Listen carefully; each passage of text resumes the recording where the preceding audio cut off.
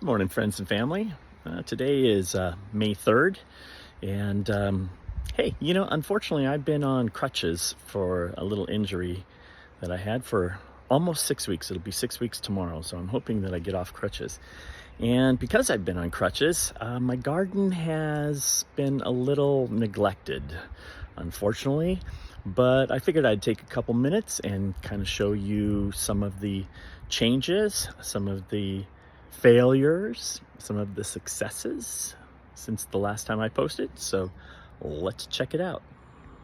First one I'd like to show is the big Goldfinger banana that was originally on the other side of the pool that fell into the pool during a huge windstorm that we had last winter.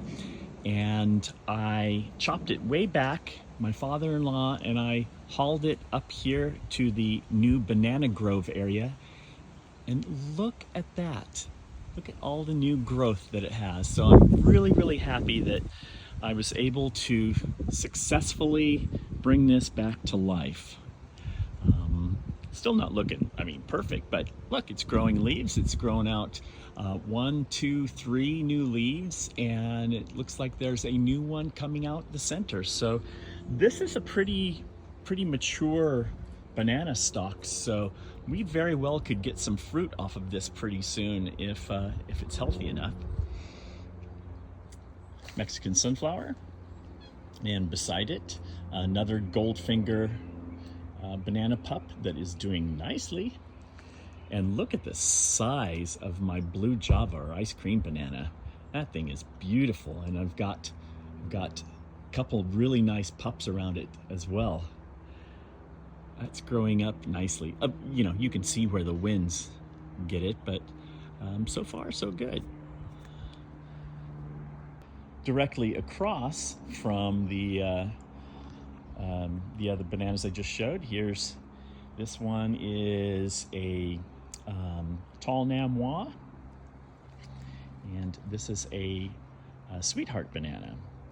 I'm going to also put another banana in the middle here and some more papayas around here. Forgive the way that it looks. Again, I haven't been out here in 6 weeks, so nothing is looking super clean right now. Papayas are doing all right. Figs are coming along. Last year at this time, these were just little 10-inch sticks just growing roots for the very first time. My oak leaf papayas are beginning to set fruit. These are great little papayas that end up being about half the size of your pinky. And hey, they're true papayas. They have seeds inside that taste just like regular papayas, and the outside is just like a papaya, but they're smaller. I have 2 more over there as well. Actually, the taller of those 2 is loaded with fruit. Let me see if I can zoom in and show that. Yeah, you can see it right there. Like a lot of growers here in Southern California, stone fruits are not doing very well this year. I got maybe about 5 or 6 flowers on this Santa Rosa plum, and none of them set fruit. It was because we had such a huge heat wave in March, and there really wasn't hardly any chill hours at all this winter. Very little fruit set on the stone fruits this year. I'm not going to get any. Here is the latest addition to in-ground planting. This was actually done by my son while I was still on crutches, which was really nice of him. I appreciate that. This is a sweet grenadilla, which was in the greenhouse, and I knew it needed to get out and begin to get it acclimated. So here it is, and it's doing great. There's some new growth at the top. Sorry, I can't get closer. I am still on crutches, so I'm kind of hobbling my way through the backyard to show everybody this.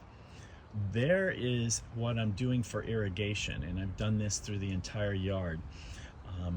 Every tree has drip irrigation, and some of the irrigation, like this one at the bottom of the papaya, This is drip tubing with emitters every 6 inches. And the emitters are a ½ gallon per hour. So on the papaya here, I think there's maybe 1, 2, 3, 4, 5, 5 or 6. So this ends up being maybe 3 gallons of water per hour. For me, it's I'm struggling with this. I don't know how much irrigation they should have. I've researched a bit and hopefully I'm correct. Maybe I'm not, so I'm just gonna have to watch the plants and see how they do. Here's my grape. So this one has a little bit larger ring on it. My gardener did this one. I'll probably replace this ring with less emitters because I just don't think that the grapes need quite as much water as this. But beggars can't be choosers. He put this in while I was on crutches, so I appreciate that from him. Speaking of grapes, grapes are loaded, absolutely loaded this year. I haven't really done any pruning to open it up because, again, been on crutches. My gardener did a little bit, but not as much as I would normally do. So these ones in the front, these are Flame and Thompson seedless. And this one right there, let me zoom in a little bit. This is a Concord, and for some reason, just like last year, the leaves are starting to turn yellow, and it seems to be suffering a little bit. I'm going to try to give it some iron chelate to see if it's a chlorosis issue, but I'm not quite sure. I kind of thought it was an inconsistent watering issue from last year, but this year it's been getting consistent water, so I don't know. It's all trial and error, and we'll have to see what works for this. But there's a decent fruit set, so hopefully we'll get some fruit off of it this year. You can kind of see it there. Blackberries are coming on. Blackberries I've had them for like maybe 3.5, 4 years now. Blackberries have always done fine for me, though in late May and June, once the sun really comes out, the sun just completely fries all of the fruit. So this year I'm going to put up shade cloth over the top of all of this. So hopefully that will help and I'll be able to get blackberries further into the season. And as you can see, I'm still standing underneath the trellis. All of my dragon fruit is way overgrown. I need to do all of the pruning. Should have been done a month or 2 ago, but hey, I'm gonna blame everything on the crutches. So that's part of life, I guess. I do have the very first dragon fruit flower coming out here, so that's nice.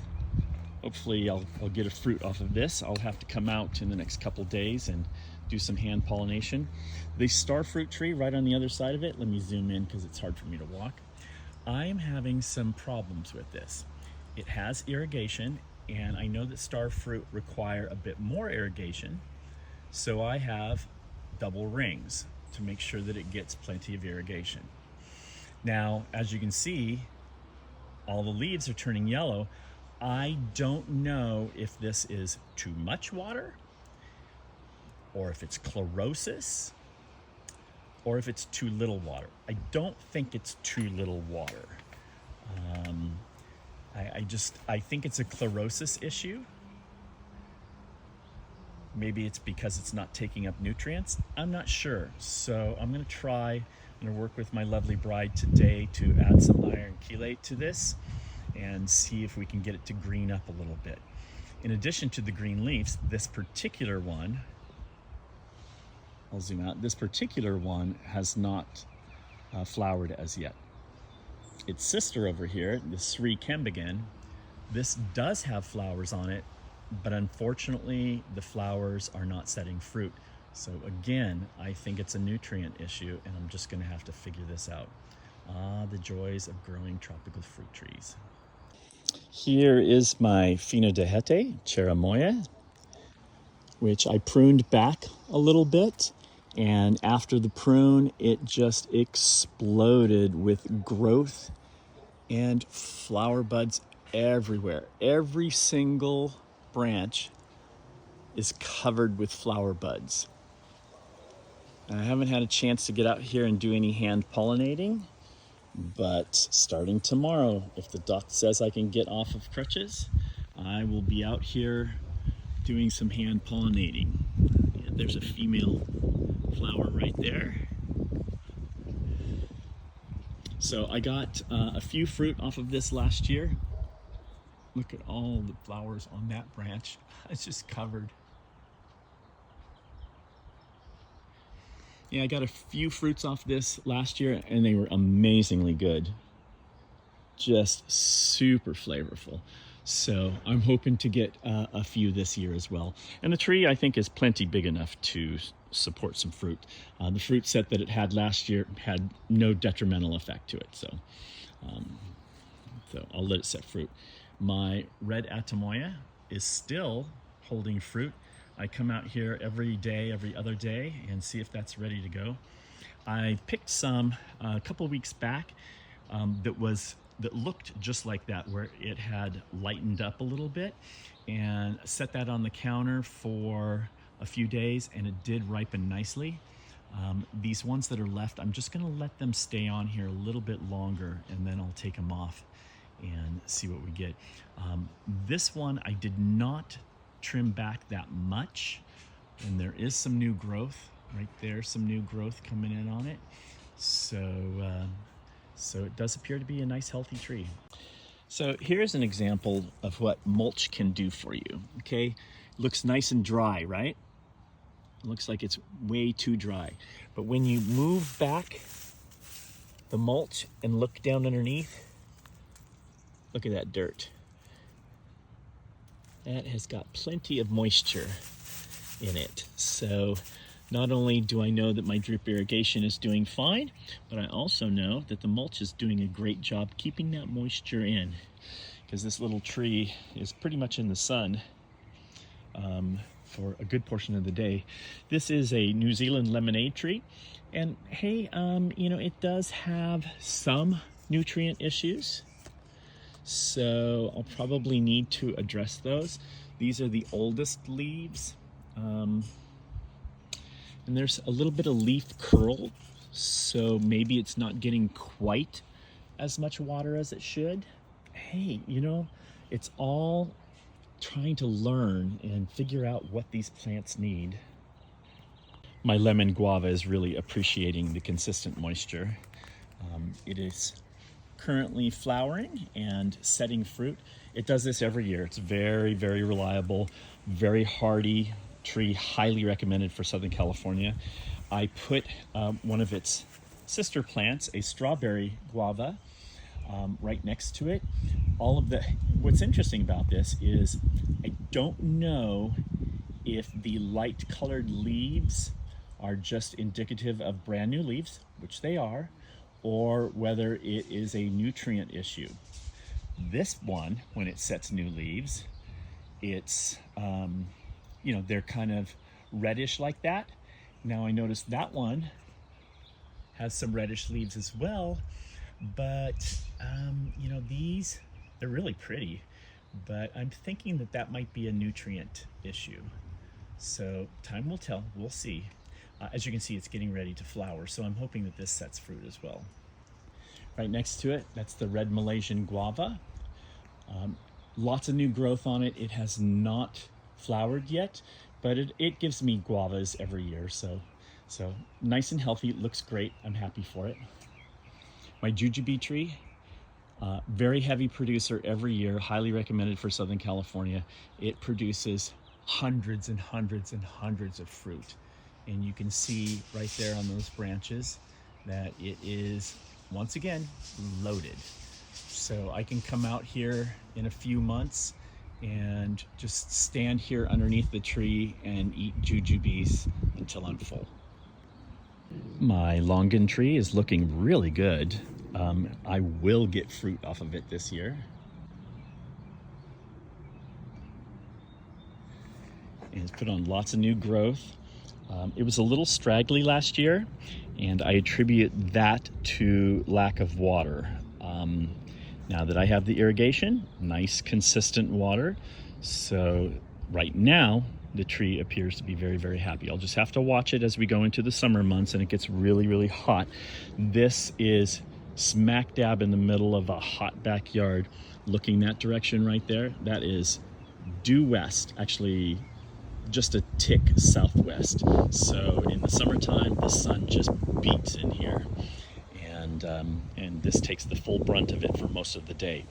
So we'll see how it goes. If I need to increase the watering, right now it has 1, 2, 3, 4, 5, 6, 7, 8 emitters. So this gets 4 gallons of water an hour. And right now I'm running the irrigation for 1 hour, 4 times a week, which may be too much, I don't know, but this is, my soil is pretty much sandy loam. Hey, who is running a saw on a Sunday morning? Dang. Pretty much sandy loam. When I first started doing all of my gardening, I did a percolation test where you dig a hole 2 feet deep, 2 feet around, and you fill it with water and see how long it takes for the water to drain out. Well, I could not fill it with water. I've measured my flow and it's about 330 gallons per hour on full blast. And I couldn't fill it. So that is how fast my soil drains. The good thing is it's really tough to overwater. The bad thing is the water disappears pretty quickly. So you got to manage it all the time. Here's my pineapple guava. Great fruit set this year. I should have dozens and dozens and dozens and dozens of fruit. Also a great fruit set on my white sapote. This has been giving me fruit for years, so nothing unusual about it. I did not prune it this year, so next year it will get a noticeable prune because it's getting quite large and it's starting to come over some of the mangoes and stuff like that.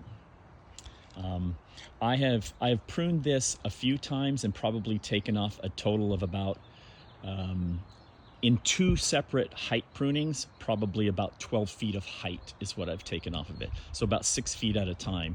And this next go round, I'll probably take about 4 to 6 feet off around the entire thing. Does not phase it.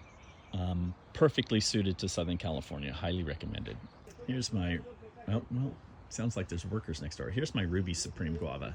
This is one of a few trees that struggling a little bit. Sorry, I'm standing a little ways away. It's tough for me to get up there. This tree should be in full bloom and fully leaved out right now, and it's not. Where it's sitting, it is, I'm looking due east, and you see it's close to a fence. The sun comes up over there and immediately goes behind those trees, and then this tree, and then that tree. And so it doesn't really get good sunlight until the sun gets right there in the summertime and at about 4 o'clock in the afternoon. So based on that, I think it's in the wrong position. Guavas need a lot of full sun, and this is not getting full sun, and I think that's the problem. I may have to dig this up and move it into an area that gets full sun. We'll have to see. Ideally, I would like it to grow above the fence height so that it gets the morning sun that comes up over there, but it may suffer too much by that time. A little cherry tree. No flowers yet. Let me hobble over here. Oops, sorry. This is my little hog plum. Oops, focus. It flowered. None of the flowers set fruit, which doesn't surprise me. It's a very small tree. It's only about 2 feet tall, so the fact that it didn't set fruit this year, I'm okay with that. There's my Java Tacaba. Got a great harvest off of it this year. probably 30, 40 fruit. My granddaughter loves them and came out here and stripped me clean pretty much. But you know what? That's what it's for. And the back fence has my lilikoi on it, growing nicely. It hasn't started flowering though for the summer fruit harvest. And this is my cherry of the Rio Grande that has a Suriname cherry seedling in the middle of it. Stand by, I'm going to take you over there. So here we go. So when I got this in a pot, I thought that it was a cherry of the Rio Grande that happened to have two, like a little shoot growing up next to it. Come to find out, two completely separate plants. It was a Suriname cherry volunteer in the middle of it, and that Suriname cherry volunteer has fruited. And look at that. I am going to pick this fruit. It is ready to eat, and I am going to eat this puppy right now, and I'm going to tell you exactly what it tastes like. Okay, I have already had one off of this plant, and it was exceptional. Actually, I had two. The first one I had was exceptional. The second one I had, I could have left it for another 2 days. Let's taste this one.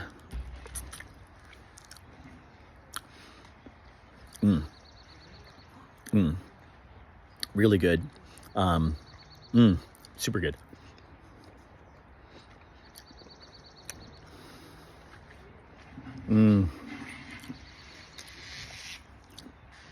Could have a little bit more flesh to seed ratio, but it was a little more tart than I like, so I probably could have left it a couple more days, but that's okay. I really wanted to eat it. Very little of that resinous, some people refer to it as a gasoline taste. Very little of that. This is a great fruit, and I'm super, super happy about it. And because I have dozens and dozens and dozens of Suriname cherry seedlings, I don't need the seed. Here's my job at Dakaba, and here's an example of a tree that I think is not getting enough moisture. You can see the leaf tips is indicative of not getting enough moisture, at least so I believe. And the reason I believe that is because last year, when it started looking like this, I put a soaker hose and I curled it around the trunk and ran it twice a day for a half an hour. Well, now I've gone to 2 rings, and I think I have this set for either 5 or 6 gallons per hour, and I've dropped from twice a day watering down to 4 times a week for an hour. So I just don't think that this is getting the water that it needs. But again, I'm going to watch and we'll see. Pitanga tuba is waking up from winter. Every winter it gets a little beat up, but every spring it bounces back, puts on new growth, and gives me a decent amount of fruit. There is the first fruit right there. Focus please. And hopefully there will be more coming. Right next to it, that is my other Suriname cherry, and as you can see, there are some cherries on it just getting ready to ripen. I'm very excited to see if there's a taste difference between the 2 Suriname cherry plants. Very excited about this. I love Suriname cherries, and cherries in general are one of my favorite fruits, and it's tough to grow temperate cherries here, so I have got quite a few plants that give me tropical types of cherries. This is hopefully going to be one of my successes. This is my Haas avocado that a couple months ago looked like it was on its last leg. It had a huge flower set which looked like a death bloom. The plant did not look good. It lost all of its leaves, and so what I did is I did a little research and I pulled all of the flower panicles off. I changed the watering that I did. I removed some of the compost that I put on, and Kept my fingers crossed. And look at all the new growth, which hopefully will focus. Hand really. There we go. Look at all the new growth. And look what I found down there. There's actually 2 little unfocused avocados. I won't let them completely mature because I think this tree needs to save itself a little bit. But it's so encouraging. It's nice. I have a graft on it that I put on quite a while ago. It's still green. I'm not going to do anything to try to get it to take. There is a little bud at the tip of it. Again, you can't see, but I'm on crutches, so I can't use both hands. Anyway, tough stuff being on these crutches. I hate it. There's my, that is my sweet tart mango. It's got a bunch of new growth on the top that hasn't quite yet hardened up. I'm hoping that that is not a nutrient issue. And up the row a little bit, there's my orange sherbet, looking great. Lots of new growth on that. And looking across, there is my manila. Oh, and there's my lovely bride in the background with my dog. See that? She doesn't know I'm filming. So there's my manila mango, which looks great, putting out a little bit of new growth. And there is my, I believe this is an Atulfo or a manila mango. I've said all along that it's an Atulfo. I think it's an Atulfo, but it may be a manila, and I'll know for sure once this manila gives me fruit, and I'll compare the two. Not getting a fruit set this year, don't know why. I'm okay with it. I just want the tree to flesh out and start growing vegetatively and really establish itself. All of the growth down below, that is off a Kensington Pride graft. Looks great, so I'm happy with it. Banana doing good. Little banana somewhat suffering because it's not in direct sun. Again, it may have been a mistake putting it there. And that, oh, it's really hard to tell. There's the base of it. That's a Capulan cherry, which again, another tropical cherry. This is from Mexico. It's more closely related to temperate cherries, but it's from Mexico, so hopefully it'll do better here. And then right here, oops, I can zoom out a little bit. This is my Dr. White cherimoya, which is beginning to flower. So I'll have to get out here and do some pollinating in the next couple days. This is kind of cool. This is my mature Goldfinger banana plant. It's been here for, it'll be 10 years, I think, in June. I have a bunch of bananas right there.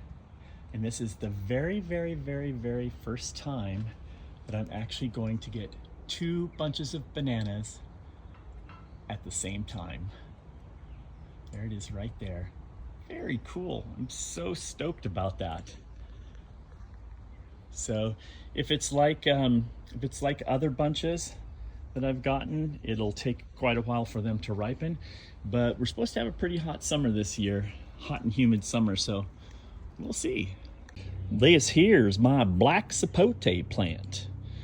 It's in a pot, and just putting on tons of growth, and almost every single branch has flowers on it. I know that this will set fruit because buried down here somewhere, right there, is a large fruit. So hopefully I'll be able to taste this here in the next handful of months. It takes a long time for black sapote to ripen, and some here in Southern California say that they never ripen properly, so we'll see. But yeah, there's flowers everywhere. I love this. I'm hoping that it will continue to grow in a pot because it's just such a beautiful plant. Down there, I'm hardening off some mountain papayas that are actually blooming right now. I probably should not let them bloom, but it's tough for me to get back there. I've got some regular papayas as well as another sweet granadilla. So And very back behind here, there is a grafted Dr. White cherimoya that is growing nicely. That's going to be a nice tree. And this is a grafted avocado that the rootstock is from a tree here in the neighborhood, and then I grafted on Mexicola and gem. The gem graft does not look to be doing all that great, but the Mexicola looks fine. Did get a little sunburn, but I'm okay with that. Right there, that is another seed-grown avocado that has, I think I put Fuerte on that. And the Fuerte graft is doing great, as you can see. My neighbor gave this to me, my neighbor Carson. And eventually, I plan to give this back to him once it grows up a little bit. Here's my blue Jabuticaba. It's doing okay. It really needs to be repotted. It's in, I added potting soil to it, but it's still in nursery potting soil, and I'd like to see more growth off of this. I am getting new growth, but not as much as I'd like, so that's going to get repotted on something similar to Gary's top pot. Behind it, this is my Jamaican cherry tree. In the winter, they don't like the cool nights that much, and now recovering from winter, I've got a little bit of an issue. So I'm not sure if the tree will just recover once the nights become warmer, or what. It seems to be stalled. Tons of flowers and fruit set everywhere, but none of them are ripening, and none of them are getting bigger. And I don't know whether it's too much water, lack of water, or what it is. So I've supplemented water a little bit to see if that makes a difference. I don't know. We'll see. I think that's kind of good for now. It catches us up a little bit. Hopefully once I get off these crutches, I'll be able to do some work in the garden and get some new things planted out, which I plan. I have a lot of stuff in the greenhouse that needs to come out of the greenhouse, get hardened off, and a lot of it needs to go into the ground. So I'm really looking forward to that. I have a lot of space left over that I can put stuff into. So I'll try to do more update videos over time, and thanks for watching.